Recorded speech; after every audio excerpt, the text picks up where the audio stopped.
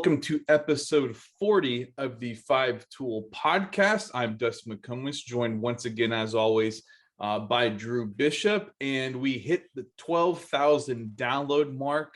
Thank you, everybody, for tuning in and downloading and listening and leaving feedback. We really appreciate it, in large part because it seems like everybody was digging the draft. Our draft podcast episode, which was episode 39, our previous one, great numbers so far, a lot of dialogue, a lot of discussion. It turned out to be super exciting. I think it was a good way for people to kind of start getting even more excited about the upcoming high school season. I'm glad that we can include so many of the players that we did. We ended up having 21 players on each team. So it was a fun way to include the 2022 class, the 2023 class, and we're getting a lot of messages about let's play this thing. Let's play a 3-game series or a 5-game series or a 7-game series. And I'm not sure how feasible or realistic that actually is, but the thought has crossed our minds because Team Bish did take home the Twitter vote. His guys won the Twitter vote. We're off to a big lead. My guys kind of charged in late, but Team Bish hold off on the Twitter vote. And then Team Dustin was strong in the Instagram category as well. So really, we're just thrilled with all the engagement we had on both platforms and things like that. It was really cool to see the players sharing the graphics, and shout out to Jeff and our guys behind the scenes doing awesome work with the graphics and the starting lineups and stuff. That was some really cool stuff as well. But yeah, man, I would love, first off, congrats on winning the Twitter, I guess is the official account. Yeah. It's just kind of like we said, we're never going to get into politics here, but a little bit kind of like an electoral, Twitter was the electoral college. We're not going to get into politics, but yeah. The popular vote, you got home on Instagram. So, I think, like you said, the best way to settle this is if we can find a way to get on the field with these guys. I might be speaking out of turn, but I think that's something we might explore down the road, is if we could make it work. And especially, as you were saying before we jumped on here, if the MLB draft is still really late, because that's kind of the concern. We've got some huge names on this list, especially in the 2022 class. You don't want to be rolling arms out there really late in the calendar right before the draft. I know some scouts might have their hearts in their throats at that point with the advisors as well. But it would be so much fun. And I was going through and we're going to publish this a little bit later today. I've got it all written, and we've got it all written. I've got it loaded into our admin behind the scenes at firetool.org. But we had some fun we had our commentary that we published, I believe yesterday, just kind of going through our thought process with each pick and stuff like that, which is really fun. But we're going to publish this kind of fun piece, just 5 questions about each other's draft. And we'll start with the pick that broke your heart the most. I think this was an easy one for both of us, but for you, I think it was 2 guys in particular that really stung, that they weren't a part of Team Bish. Yeah, well, like we talked about, and I'm sure you could probably see it if you watch the YouTube, my visual reaction on probably both of them. But yeah, the Jared Thomas one, I watched him play for a long time, love the kid, makeup off the charts. He's my kind of player. He's a guy that that I always like, that that even if he didn't get in the lineup or on the field or he was hurt, that he's still going to find a way to contribute to a winning team. And then my hometown guy, Braden Randall, I had a number of reasons for being mad about that one. Obviously, the hometown connection, the Longhorn connection. I'm going to probably go see them practice today, so I'm going to have to put up with some grief from him. Luckily I was able to grab Mac Rose later, but the part of my issue with the Braden pick was I just felt dumb because I tried to out game the system since you'd already taken a shortstop and a second baseman. I thought I could wait and continue to build some other places. And But yeah, Braden knows how I feel about it. We'll probably never live that one down. And hopefully if we, when we do this draft next year, figure out if we're going to have keepers and stuff like that. So yeah, that's a good idea. Yeah, I hadn't even thought about that. Yeah, for me, I had Cole Phillips teed up right where you picked him. I was like, oh man, I'm about to have Shores and Phillips in the same pitching staff, just two 2022 and monsters. Sikora. Yeah, along with Sikora. Just velocity for forever in my pitching staff, and you took them, and I was like, oh man, it might be a little tough when I go see him throw.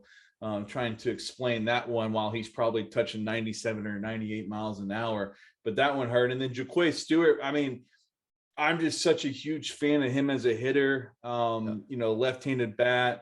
I think he's an underrated athlete. I mean, he's a solid football player. Gets on the mound. I saw him up to 87 miles an hour on the mound at one point. Moves well at first base. I think he's got a chance to be an above average or better defender at first base. But just the bat is he's just such a fun guy to watch hit, and he hits everywhere. I mean, his numbers at our events were really, really, really good. I think the first time I saw him was down at Rice at the Houston College Championships, and he had like 100-mile-an-hour exit velocity with a wood bat, against a good pitching staff. So that one definitely hurt. I wanted to try to get a Sinton guy in there, and I ended up whiffing on. Well, see, okay, so this is something that I noticed in our picks. If you look, this is just a general statement, not necessarily the rule for our whole team, but you have more of a background in pro ball stuff than I do. Mm-hmm. And I have, almost all of my experience comes from the D1 side, being at Texas. And if you go through our lineups, I think that you'd see that I tend to side a little bit more towards production, whereas you opted a lot of times for a little bit more of the projection. And that, like I said, that's probably why I was so heartbroken with losing Jared and Braden. And then, like you're saying, Jaquay's a guy with the monster projection with the power. Mm-hmm.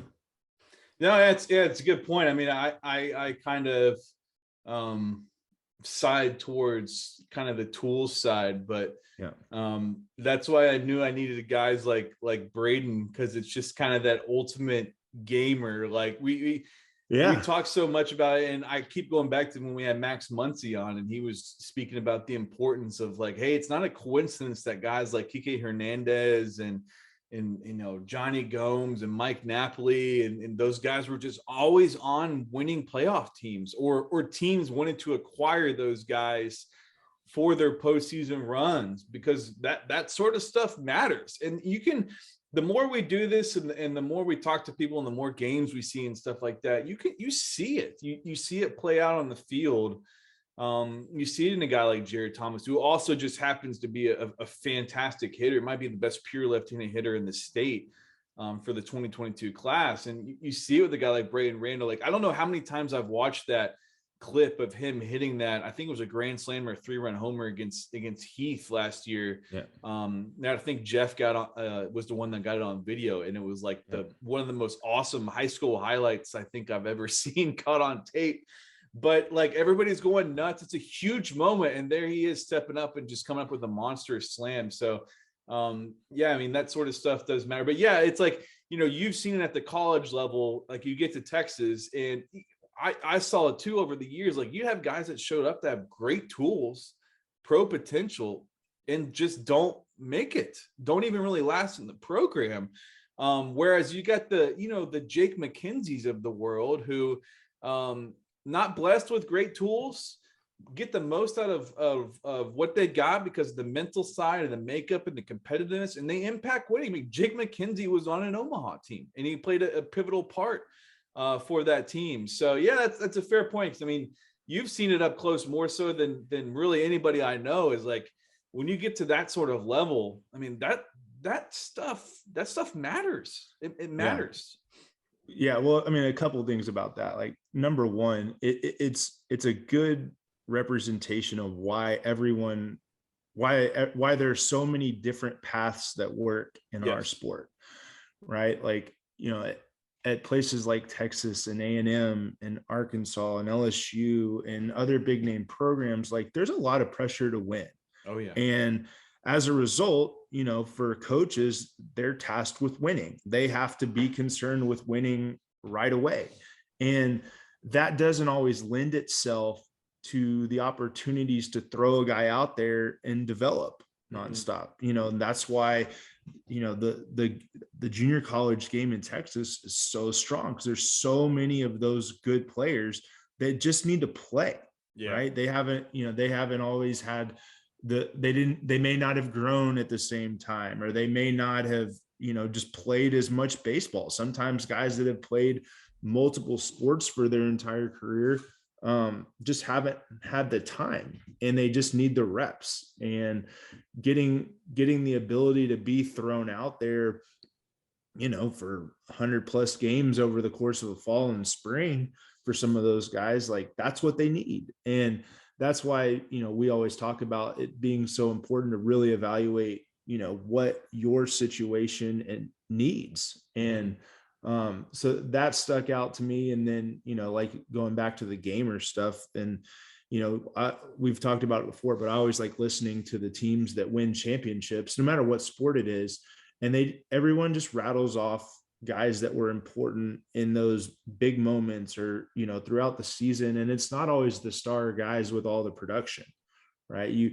And there's a reason for that. It takes a lot of people contributing to winning championships, and it may not always be the final game or all the stuff that you see on TV that really matters, or it may not show up in the box scores as much, but winning teams have those guys that do winning things. And Braden's a good example of that. He's a winner. Mac Rose is a winner. I've seen those guys. And that's why I wanted both of them on my team, and I think you knew that.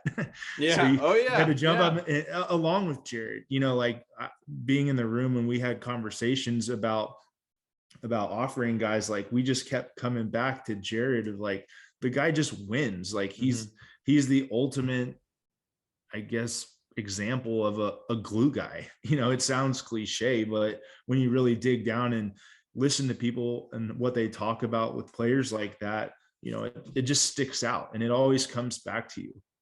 That sort of stuff matters. And I mean, it has a positive influence really on everybody. I mean, not just on the field, but in the clubhouse, in the weight room, just, in general. I mean, those guys can make a huge impact in all areas.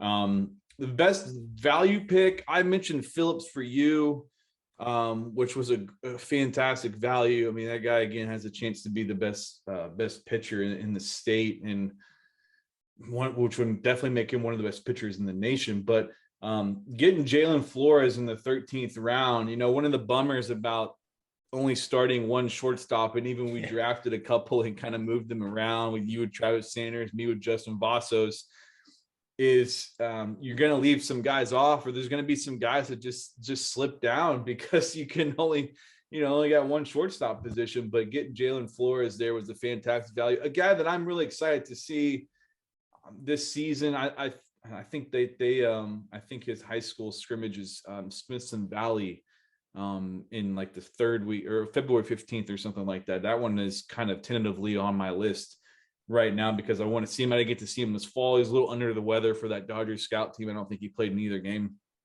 for them. So obviously Smithson Valley got another one of your guys, Casey Wells, be really fun. And they got some other dudes as well. But getting a guy like Jalen Flores there in the 13th round, who we've got number 4 on our list, fantastic value. And that it'll be fun to follow those shortstops. I think Jet Williams is going to have a strong hold on that middle infield spot, shortstop spot on the list. But there's a bunch of guys that could play their way into being top 5 players in the state, and there's certainly Flores is a part of those guys that are going to be heavily scouted this season as scouts try to figure out, okay, is this a guy I want to go to bat for? Or is this a guy that we could even sign away from school as well? Yeah. I mean, he's a guy too. along with a bunch of others, a lot of it matters where you end up, at college or the pro level, because all programs, whether it's college or at the professional level, are not equal. They don't develop the same. Some of the teams put different emphasis on different things throughout their system, and it's not always for everyone. That's why you see guys that can leave a place and go be successful somewhere else. And, guys, there's a list of guys that went to Texas right before I played. And even some of the guys I played with that never did much at Texas went somewhere else and made it to the big leagues. That's not all that rare in our sport, but it's about timing. It's about fit. And, at the pro level, if you have a sponsor or a guy in your organization that's always going to go to bat for you, then that's a leg up. Right. And, Tommy Nicholson was a great example of that. He had been groomed to be a utility guy in the Rockies organization for a long time. Then they had a regime change and he lost his sponsor and then got traded to the White Sox and, just ended up not making it. But the guy that he was always in front of in the other organization ended up making it and played in the big leagues for a long time. So, it's about timing. It's about the specific fit. But for, when you going back to our draft, and one of the best value picks I thought you got was Brenner Cox. He's a guy that, I had circled, and the guy that I was eyeing because of that versatility. I picked a bunch of guys that were two-way threats, and Brenner fits that mold. And getting him late where he did in the 14th round, that's wild, because the guy's got all the talent in the world, a lot of projection there too, and he's just a good player that I think he'll end up closing some for that Rock Hill team this spring that I'm excited to go see. Yeah. Just great athlete. And he's one of those guys that if he does end up at Texas, would be a very smart pick to click kind of guy, because you could see like just getting a bunch of those reps at the college level eventually. The skill development, matching the tools and all that sort of stuff, getting more physical. He could really take off at the college level for sure. The biggest snub we couldn't find a place for, or I couldn't find a place for, this kind of goes back to what I just said about the shortstop position. There's just so many of them that unfortunately you're going to have some guys that didn't make the list. And TCU signing Anthony Silva, I know a guy we both mentioned, because it was just like, man, like we probably could have found a way to put that guy somewhere. A guy that's got a strong reputation too, in terms of just impacting people positively on his team by just being around him and setting a good example and competing and stuff like that. So he was one we both listed. And then on the pitching side for me, I wanted to get a lefty on the staff. So that's why I selected TCU signee Ben Abelt. But I'm a huge Brandon Arvidsson fan, Dripping Springs lefty. Really like him. We saw he posted a Twitter video the other day of touching 93 miles an hour in the bullpen, which is a sizable jump. He was, when I saw him in late July, this was like late July. Guys are sometimes on fume, but when he punched out, I think 13 guys and 6 shutout innings at our 5-tool World Series, I think he was kind of more in the 85 to 88 kind of range. But you could tell that there was more coming, especially with the off season to get a little stronger and things like that. And also memorial from the Jacob Scholes from the 2023 class, big time performer last summer, physical guy, strike thrower, Vanderbilt commit. Certainly if you're talking about left-handed pitchers in the 2022 and 2023 class, he's definitely one of the guys that's way up on the list. Yeah, for sure. I was talking to Phil Haig from PBR, when we published our list, he wanted in too and create his own team. So I think I'm going to do on my Friday column, I'm going to make a team of the guys that weren't picked. Because my point is that you could take this team, a third team, that and put them up against pretty much any state in the country's top team. Oh yeah. And beat them. It's just like we beat a dead horse with it, talking about how much talent's in the state. But Haig gave me his team, and I'm going to steal some of those guys. But one of my favorites, and a guy he likes a lot, J.M. Long. Texarkana.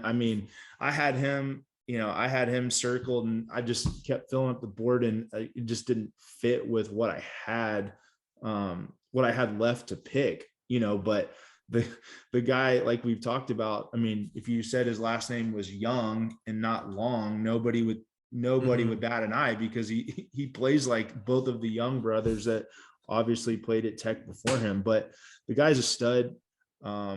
He just knows how to hit, always in the right place. Defensively, he's elite. He's the kind of guy, and profiles a lot like what I look for in a player. And he's a guy that, along with Silva, that if we drafted 4 or 5 more times, there's a pretty high likelihood that both of those guys would end up on one of our teams. And so it's why I'm really curious to put together this third team and see what it looks like, because I mean, you could probably make a case for it by the time we get done, that we drafted them all at the same time, because there's not going to be any drop off. No, there wouldn't be any drop off. I mean, I'm already thinking guys in the head, like, Easton Carmichael from the catching side, right, and guys like that. It's Galvan. Like I mean, there's a bunch of dudes still hanging out there. And I got, like, when I was doing the 23 list, I think JM Long probably got the most glowing, like,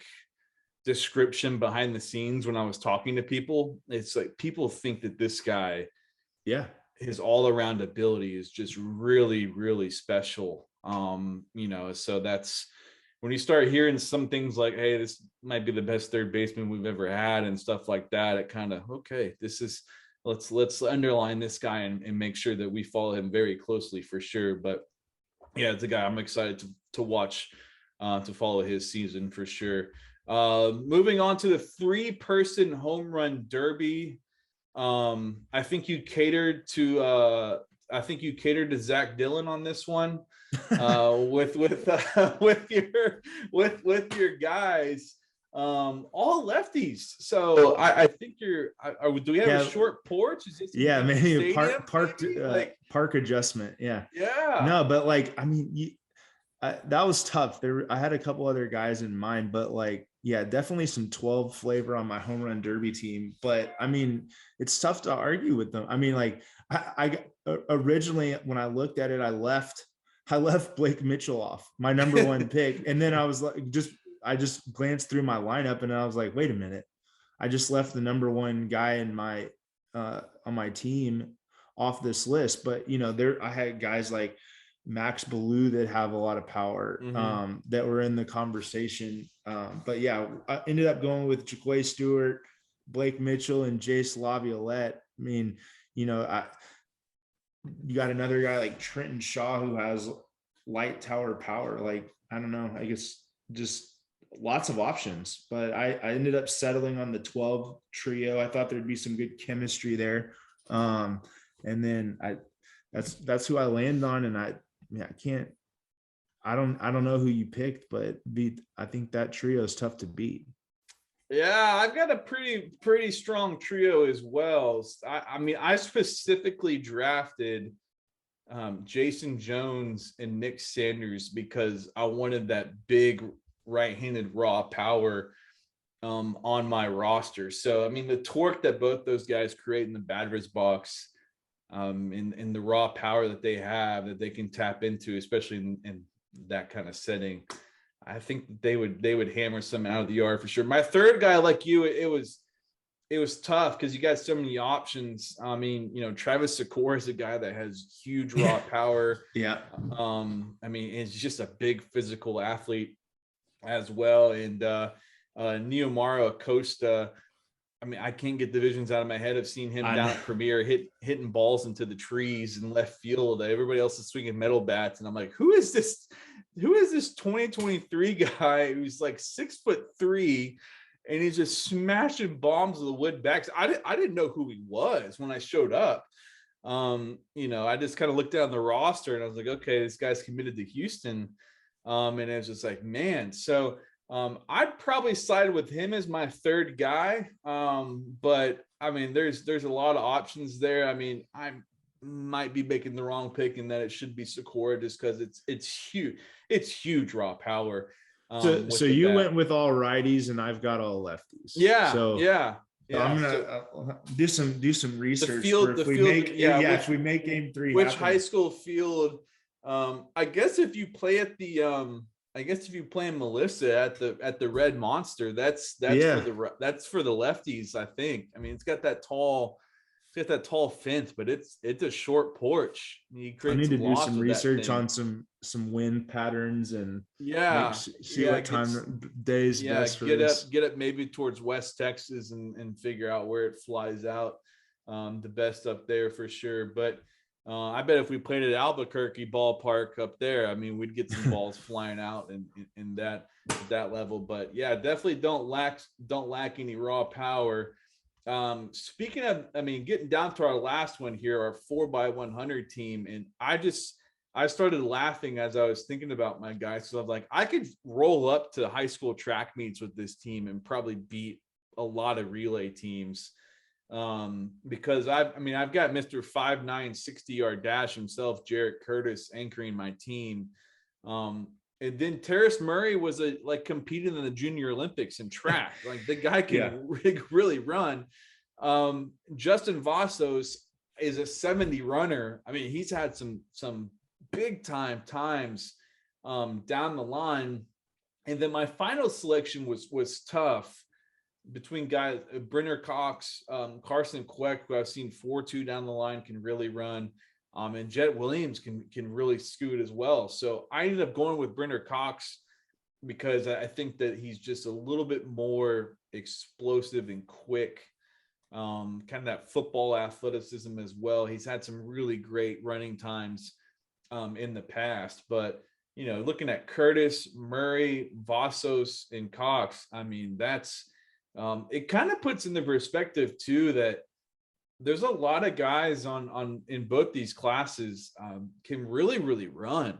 Not too many. Like the home run derby one would be harder than the running one, because I don't think there's as many guys that have that big raw power that you can just name off your list. But if you start thinking about some of these infielders and outfielders, there's a lot of athletes that can really run. And I wonder if over time, as we start seeing more multi-sport athletes in all sports reach the professional level and things like that, if we'll start seeing more guys that can really run, as opposed to guys that are just physical mashers. And but man, it wasn't hard to think of guys that can fly in that sort of setting. Yeah, well, I had a tough time too with my group.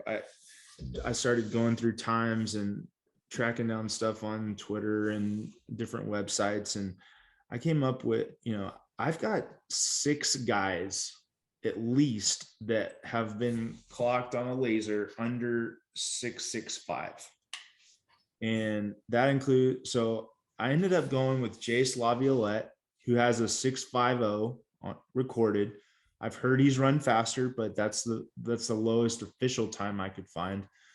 Cade McGarr, who, remember, right? Let me pull up my notes here. We got him at a 6.56. Kason Wells, who's been under 6.6 a bunch, and you always talk about how fast he is. And then we got Kendall George on the anchor. So that was my final 4, but I've got guys like Braden Sharp and Dylan Schlegel who've been clocked under 6.65, on multiple occasions. So it's I talked about when I made light of the fact that in case Jace is tired from hitting too many home runs in the home run derby, depending upon what order we did those events, I mean, I could sub one of those guys and really not suffer a whole lot. But yeah, I mean, that's 10 guys in this state that we've seen under a 6.65.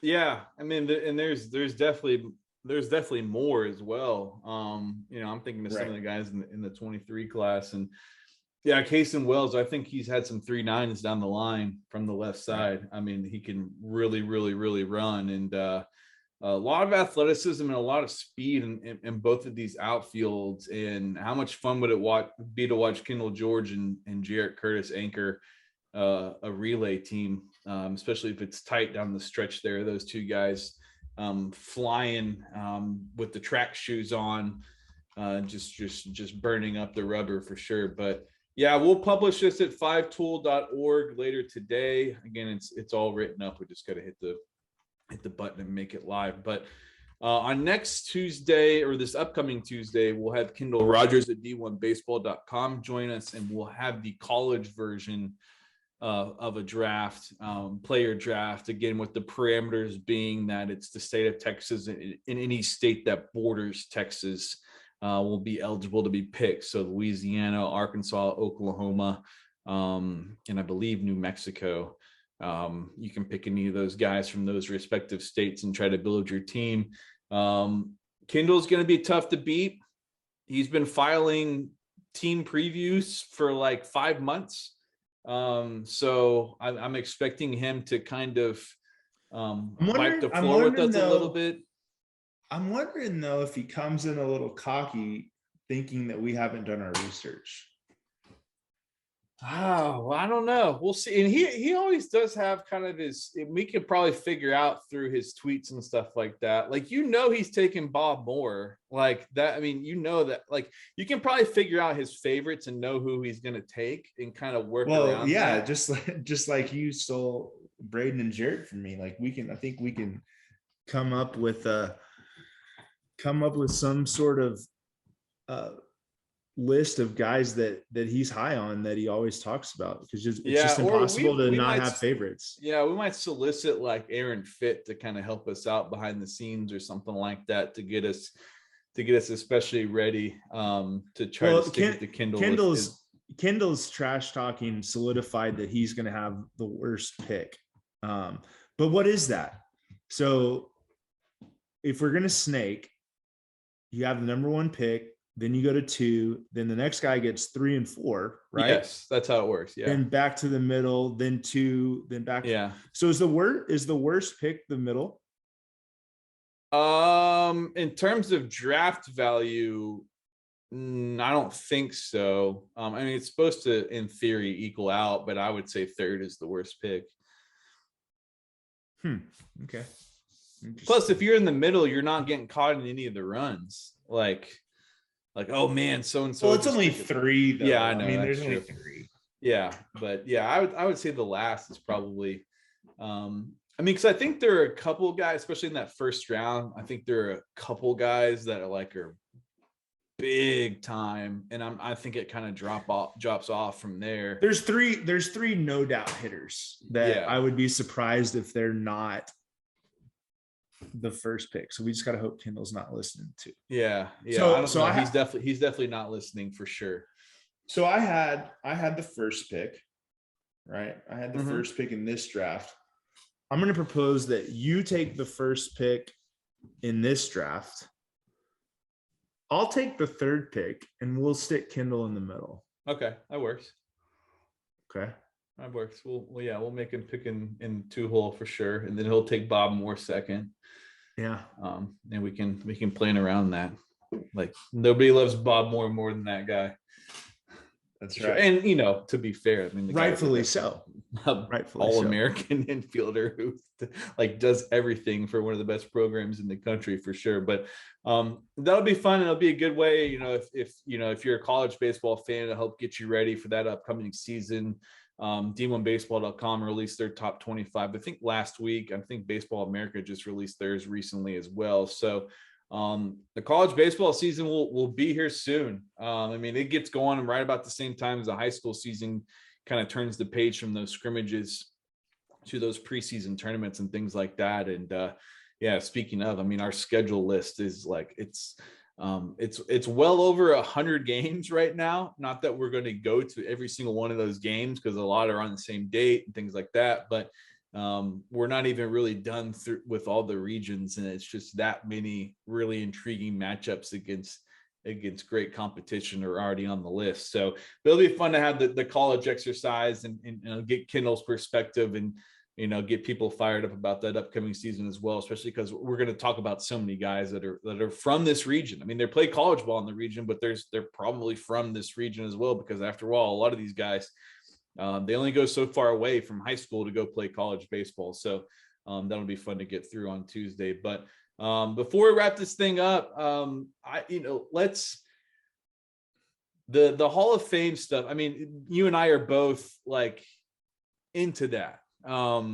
Have opinions about it. I mean, we're baseball junkies. We're, follow the history of the game and so on and so forth. And man, it's just like I'm a Red Sox guy, and David Ortiz getting in, excited, but like my excitement was like, it was just so tempered. Like I couldn't even really get that excited about David Ortiz being in the Hall of Fame, because of the whole Barry Bonds, Roger Clemens, and Curt Schilling stuff. And I think the Hall of Fame took not that they care, I think they took a pretty big hit with this, because the overwhelming reaction that I saw was, you saw like all these people from like professional athletes from other sports and a ton of current MLB players are just like this is a joke. Like, how are these guys not in the Hall of Fame? Like, how do you like? And I thought Jeff Passan of ESPN wrote a great column about, the Hall of Fame's purpose is to try to be like a museum to basically chronicle the history of the game and preserve it and present it to the fans, to the public, so that if you're 20 years old right now and you go to Cooperstown, you can go in and learn about, Babe Ruth and Bob Gibson and Tom Seaver and all these guys that were just fantastic, but you obviously couldn't see play live in person. And it's like, how do you make that claim? And if you've got Barry Bonds, right, Roger Clemens, and Curt Schilling not in the Hall of Fame, it's just, so, and obviously there's a lot of other circumstances and things like that, but I just found myself like, it was just so deflating. I was like, man, I don't know. I'm like the biggest baseball guy there is. Like, I don't know how much I care about the Hall of Fame anymore, Right. Yeah. It's sad because, the way I've heard it articulated best to me is, can you tell the story of baseball without this or that person, right? Or whatever sport you're talking about, their Hall of Fame. And the easy answer is no. With Barry Bonds, with Roger Clemens, it's a broken system. I don't know what the answer is. I think that if all of the writers responsible were, with their votes were made public, if they were public facing and they had to answer the questions, I think you'd probably see different results. And I think we have a decent idea of who voted for who and who didn't vote for who, in a lot of circumstances. Sometimes the guys do publish it. But, I think that would eliminate some of the issue. But you're right. Like, you just can't tell the story of baseball without those guys, and without getting into the cheating and all the scandals and all that stuff. I mean, it's just funny that in this scenario, the guy that did get in had tested positive, right, and the others had not. So, I mean, I think a lot of these guys got caught up on the morality side of it. But I think they probably dug themselves into that hole and got so far in it that they just, dug their heels in and couldn't get out of it. And that's my guess. But I mean, you can't deny what those two guys did for the game and their skill. And, they did it for so long. Yes. Most people try to pinpoint when supposed cheating happened, but those guys were great players long before that. And, I have a relationship with the Clemens family and, know that everything that Roger put into the game then, I mean, it equals what he does now. I mean, the guy's still involved and loves nothing more than teaching baseball and giving back to it. And he's a great story too. I mean, he's a guy that went to junior college out of high school and then went to the University of Texas, and then the rest is history. And it's just, it's ridiculous that those guys didn't get their name called. Hopefully there's some way to rectify this down the road. Yeah, there's always a veterans committee and stuff like that, but yeah, right. It's just, yeah, it's definitely, like it's definitely a black mark on the Hall of Fame in its process. I have a big issue with a couple of things. One is voters trying to play gatekeeper, knowing that there are already people in the Hall of Fame who are not great people. And also, performance enhancing drugs have been a thing in baseball for forever. They take some different form. Whether it's greenies or whatever it is. Coffee. I mean that's yeah. I mean that sort of thing. Doc Ellis threw a no-hitter on acid for the Pirates way back in the day, but that sort of thing's been like it's just been a part of like sports at the highest level, like whatever. The Olympics and everything else. And so I just have a problem with like, you don't okay, like if you want to play gatekeeper and you're going to take a hard stance there, like you don't know what the playing field was doing. Like you don't know the status of every single person, that was playing in that era. And secondly, like, I guess I'm still a writer, but I was a beat reporter, columnist, whatever, coming to Longhorns, and like, I could not comprehend why there are voters who don't cover baseball right now who have a Hall of Fame vote. Like that doesn't make sense. Like, why is a guy that used to write newspaper columns about baseball years ago and writes about golf now, like why does that guy have a Hall of Fame vote? Like that's something doesn't add up here. Like, and I saw a statistic that the Rockies reporter from The Athletic, I forget his name, escapes me, but he said of the new voters that have been added over the last, I forget how long, not very many years. I think 81% of them voted for Bonds and Clemens. And it just kind of shows you that, the newer writers that get into things like that kind of have a different perspective. And it's like, look, if you want to take a hard line on the PDs and all that sort of stuff, like, I don't know how you explain David Ortiz getting in and not these other guys getting in. And I'm a Red Sox guy. And I know TJ Quinn of ESPN, a great investigative reporter, kind of like we don't really know for sure what Ortiz tested positive for. Like, we just know it was the Mitchell report thing, and which tainted a lot of guys. There are a lot of guys on that list that ended up having that stigma follow them around. It just didn't affect Ortiz. And so yeah, the problem with the voting, the problem with like, I don't think that you can like suddenly say, okay, like this was the only guy that was doing it compared to the entire field he was competing against. We just don't know. Right. And we don't know how much it impacted performance, allegedly. We don't know how much it impacted performance or whatever it is. Like, are you going to try to tell me Barry Bonds was Barry Bonds just because of the Balco stuff? No, like, I mean, you still got to hit, like you still got to get in the box and hit and things like that. And yeah, it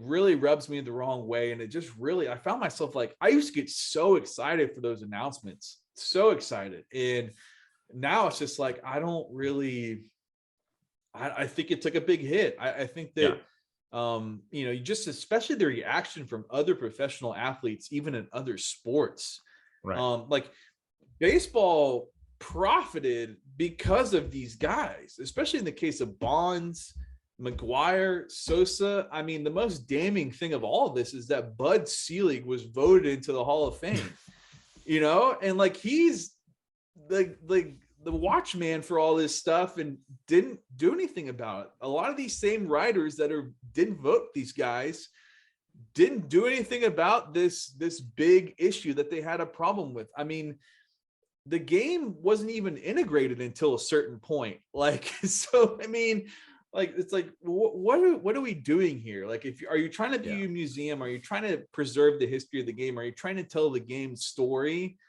like, okay, like I get it. Like if you try to put a plaque of Barry Bonds in there and put an asterisk and say, hey, this happened, he'd probably not go with that. But maybe you could just put in there, like if, like, did these guys ever lose statistics? No. Did those guys ever get suspended? I mean, I can't recall.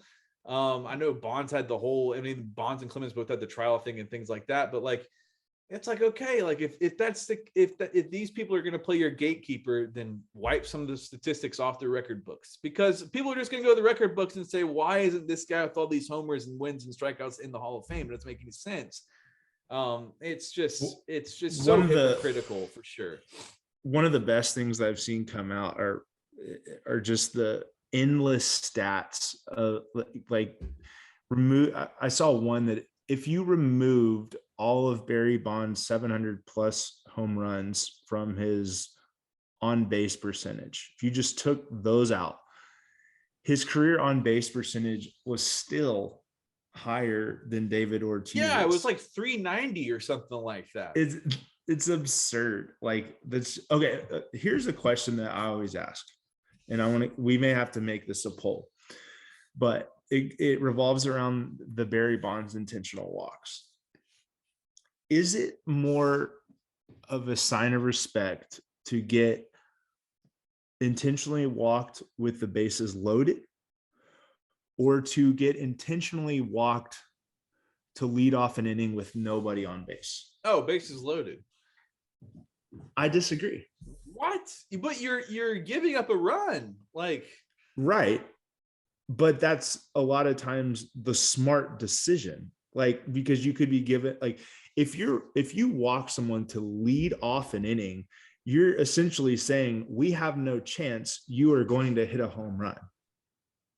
Well, we'd have to go. I have a book somewhere that has a bunch of run expectancy tables. So we could look and see what the run expectancy is if you start off the inning with a runner on first. But like, you're giving up a run, like it's not a guarantee that run scores. I mean, right. Exactly. Which is my point, because if you're walking them to lead off an inning with nobody on, you are conceding, in my opinion, that guy's going to hit a home run or score a run, period. With the bases loaded, it can be strategic, right? Like, you're basically conceding you think the guy's going to hit a grand slam. No, because there's a chance he could get walked either way. He could hit a single and score 2 runs. He could score 2, 3, or 4 runs, right? So there are situations where that's the smarter move, right? But if you're walking somebody with nobody on and nobody out, you're essentially saying, we have no chance, you are going to hit a home run. But that doesn't, I mean, you're giving up a run by walking a guy with the bases loaded. I know, but that may be the bigger smarter sign of respect. Play. I don't know, because that may be the smarter move. Well, smarter and respect they don't have to be, they can be different things. Like, right. I just because it's the smarter move doesn't mean it's not the bigger sign of respect. When I've had this argument before, we've looked it up, and that move, walking somebody with the bases loaded, has happened more than the other one. Yeah, because it's a bigger sign of respect. No. Yes. No, it's a bigger sign of respect that it hasn't happened more, in my opinion. Yeah, because if you put a guy on first to start an inning, there's still an opportunity to get out of that inning without a run. If you're forcing it, like, you're basically giving up a run to put a guy on first, like, that is a bigger sign of respect. I'm not sure I agree.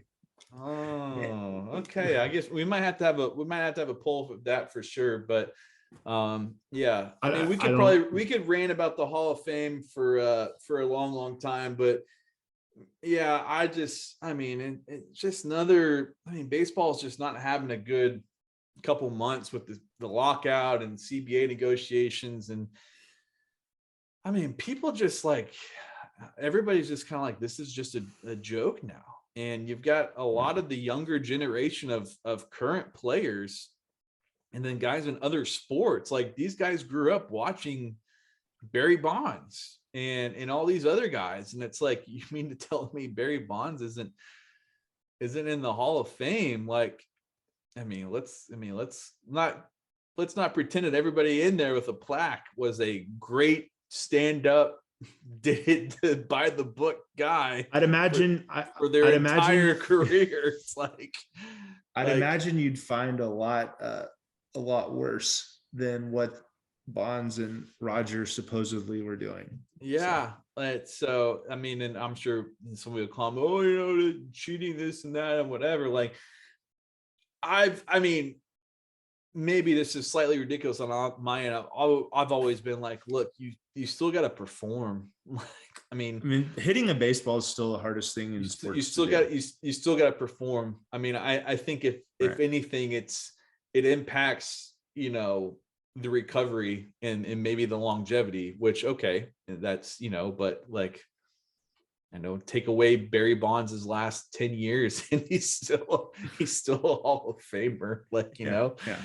So, well, yeah, we've I could talk about this for a while, obviously, but let's wrap up episode 40 of an all over the place 5-Tool podcast. Again, get to Podbean, Apple Podcasts, our YouTube channel. We're publishing these on there.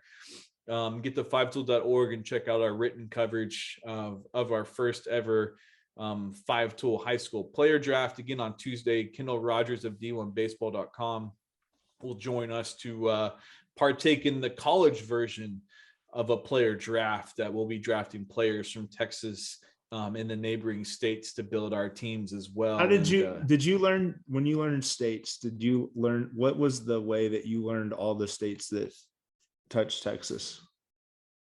I don't know if I ever specifically learned them had an acronym for it, anything, or no man owns a lake. No man owns a lake. New Mexico, Oklahoma, Arkansas, Louisiana. Oh, okay. I didn't know that. I was huge. I may have shot myself in the foot there. I just may have listed a state that you didn't know touched Texas for the draft. No man owns a lake. New Mexico, Oklahoma, Arkansas, Louisiana. Yeah, they all touch. Yeah. Right. So I may have just given you a reminder. I bet you were leaving a state out when we were. No, I wasn't leaving a state out. Like, in second grade, they had stumped Dustin because I was so good with state capitals. Like, I crushed around. I was great at capitals, and I was unbeatable in the math flashcards. I don't know why. I'd love to know if this translates in my S2 score. But like, something about the flashcards playing the around the world game, I would go over 100. Like, I need to ask my mom, hey mom, send me photos of all those certificates I won by crushing the field in around the world with the flashcard games. So the same. I never lost in those. I don't know why I was so good at that. One vivid memory I have was we were doing a spelling bee, and I got it, like, the word was squirrel, and I was saying it in my mind. I was spelling it right, but I kept saying K instead of Q. Mm-hmm. And like, the teacher's like, I'm sorry, that's wrong. And I was like, no, it's not. And she was like, yes, it is. I said, oh my God, SKU. But I in my head, I was seeing Q. And so I said, okay, I finally got so fed up. I said, okay, look. And I went up to the board and I got a piece of chalk and I wrote it, and I was saying Q. And she was like, well, that's not what you were saying. And I was looking around. I was like, what are we doing here? And everyone's like, you kept saying K. And I just, So that was the only spelling bee in my life that I didn't win. But I should have gone on ESPN, but I don't know that I had the time to devote to learning the language of origin and the whole Latin uses. And that sort of say. I did take Latin. I did have to. I never got that far with the whole origin thing. Well, that now you know that not only are we 5 Tools evaluation writing team, We are also experts in state capitals and most notably math flashcards around the world. So see, I got to a point though where I at some point in high school, like I crushed everything mathematically until like 10th grade or whatever it was, when something about geometry just didn't click and I lost interest in math. Growing up, I was big time into math. For me, it was all the angles and stuff. Which is weird because that would be geometry. Yeah, and like I'm like one of those people you get in the like put in a room and like, okay, let's make this bed work and this dresser work, and I'm like, I don't see that way at all.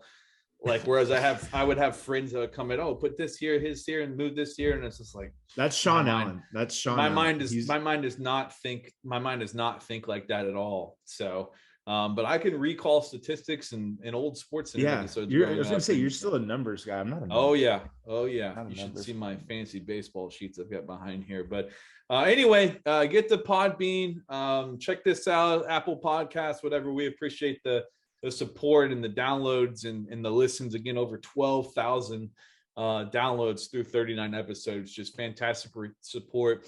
Listen to our previous one if you want to hear the high school player draft, or go to YouTube and you can watch that actually unfold and see the expressions on their face as our favorite players, some of our favorite players, are taking on the other team, and we have to deal with that soul crushing blow. But Kendall Rogers joining us on Tuesday. Until then, have a great weekend and take care.